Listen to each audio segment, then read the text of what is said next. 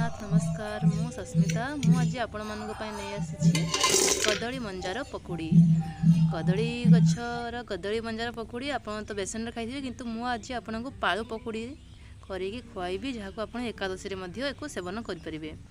ये मंजा काटिबार बापा मत साहाय्य कर प्रथम मंजा को लेकिन छोट छोट पीस कर काटिदेलु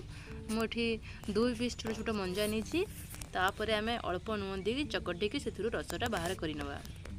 ताकि मंजा पकुड़ी आम नरम हुए। ये मुझे 2 कप पालू गुंड नहीं गोटे चामच लुण पुणी नेली मु 7 8 10 टी लंका फाड़िका कर पकईदेली और अल्प अल्प पानी दे मुझे मिक्स कली कारण बेसी पानी देले पानी एकाड़े हो आम ताको मिक्स करके तापर आम ताको पकुड़ी छाणीबू।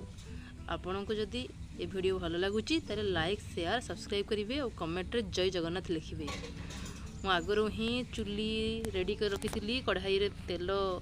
ढाड़ी तेल गरम कर रखी पकुड़ी देख आमर केते सुंदर होउछि। आपन फ्लेम मीडियम रखिए जब गैस रे बनउछन तने मीडियम फ्लेम रखिए कारण मु भी एठी अल्प अल्प जालुछि मीडियम फ्लेम रे रखिले पकोड़ीटी भल से ता भीतर पटु भल से ये हबो। देखो पकोड़ी लाल परी आसिले आपण पुणी ताको छाणीबे